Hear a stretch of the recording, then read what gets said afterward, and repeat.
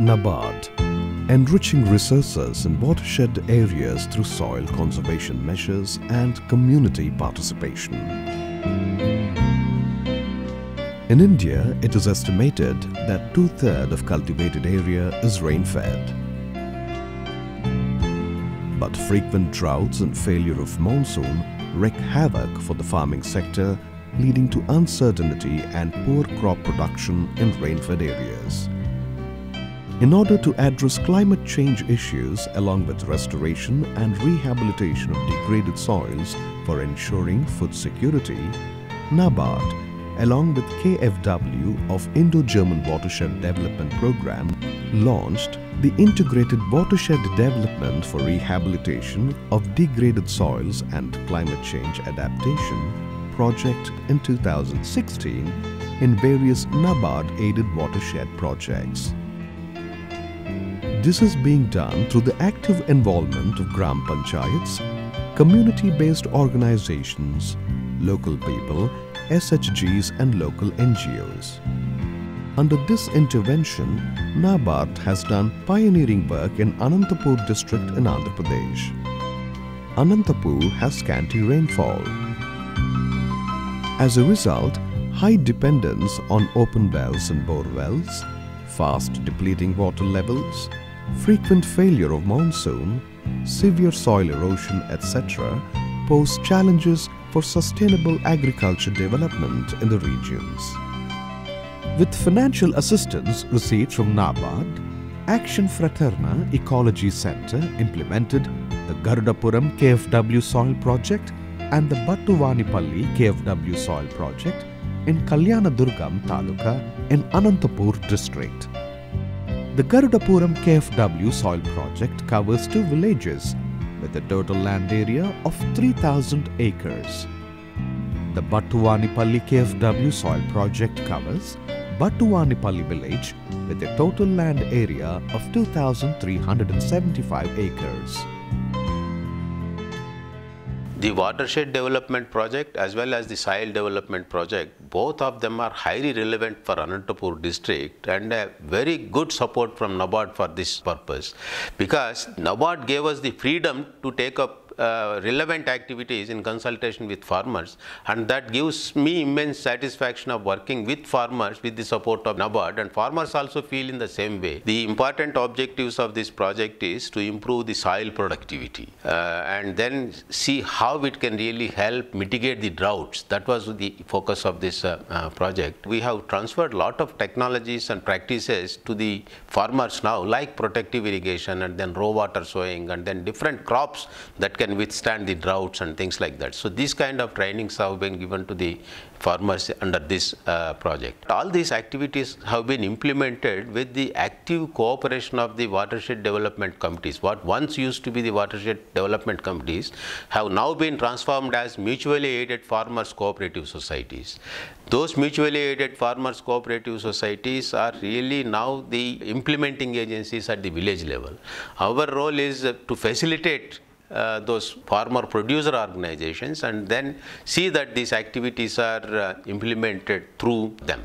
I think this has been a very sustainable institution that we have created in the village.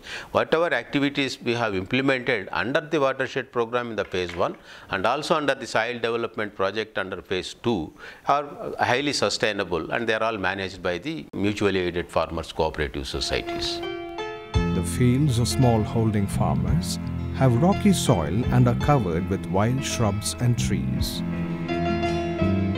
The PFA systematically implemented the program phase-wise in the KFW Soil Project.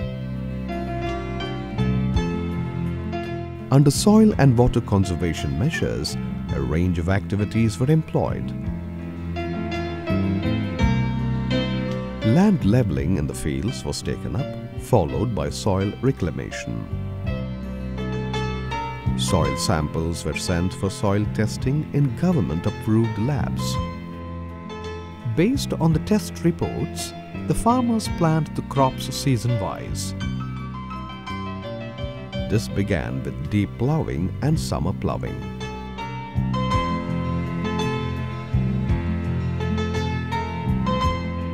Under Shramdan, the farmers actively participated in digging farm ponds.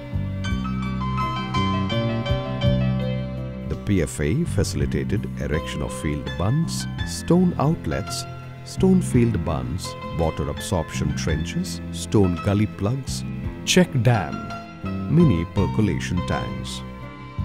All these measures helped groundwater retention.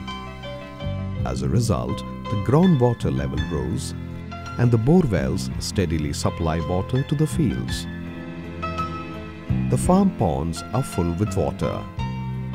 A series of innovative methods were adopted by the PFA to ensure soil improvement and productivity enhancement of agricultural produce. The farmers adopted green manure cultivation. Silt application from the desilted water tanks were strewn in the fields that aided in soil health improvement.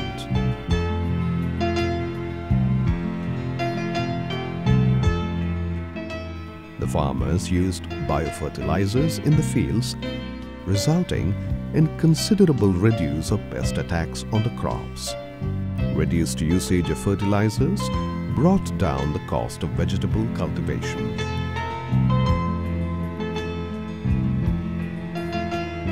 Periodic trainings and exposure visits were organized for the benefit of the farmers.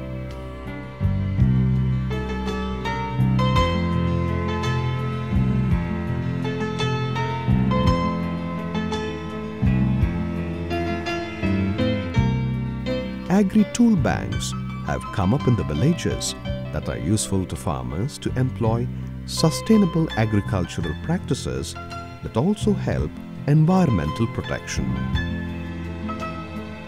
An attitudinal change is noticeable among the smallholding farmers who evinced active interest in farming and adopted a change in cropping patterns.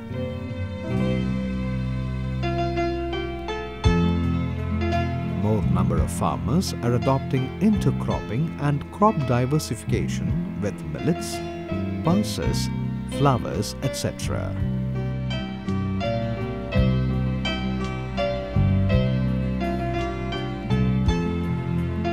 The farmers have taken up contingency cropping where main crop cannot be grown. High-yielding varieties of seeds are widely being used for better yields. Horticulture plantation is yielding good results. As an alternate source of livelihood, backyard poultry units and livestock were distributed to the farmer families. Fodder plots meant for livestock mushroomed in the fields. Each house has developed a kitchen garden and backyard fruit plantation. Several hectares of wastelands were brought under cultivation. All these activities resulted in vastly improving the vegetation cover in the region. The committees formed during this period oversee the work in progress and take active interest in fulfilling their responsibility.